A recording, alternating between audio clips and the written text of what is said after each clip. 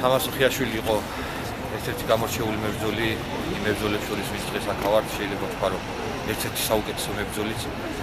მას მონაწილეობა ჰქონდა მიღებული საქართველოს ყველა ომში, რაც კი რუსეთთან ჰქონდა ჩვენ ბრძოლები. მონაწილეობას ღებულობდა სამშობლო მისიებში, როგორც ავღანეთში, ისე ერაყში, ბოლოს მუშაობდა განსაკუთრებულ დავალებათა დეპარტამენტში და უკრაინაში ომის დაწყების შემდეგ დაწერა პატაკი და დატოვა შინაგან საქმეთა სამინისტრო და ჩამოვიდა უკრაინაში იმისათვის, რომ მას გაფიცნობიერებული ჰქონდა და გათავისებული ჰქონდა, რომ ეს ბრძოლა საქართველოს ბრძოლაცაა. ის ყოველთვის იძახდა, რომ უკრაინის გამარჯვება საქართველოს გამარჯვებაცაა და ალბათ ის გამარჯვებული წავიდა ამ ქვეყნიდან და შემიძლია ვთქვა. ჩვენ ყველა ვამაყობთ მისი გმირობით, მისი ვაჟკაცობით და მისი შემართებით, რაც მან 17 საღამოს დონეცკის აეროპორტში შეძლო და გააკეთა.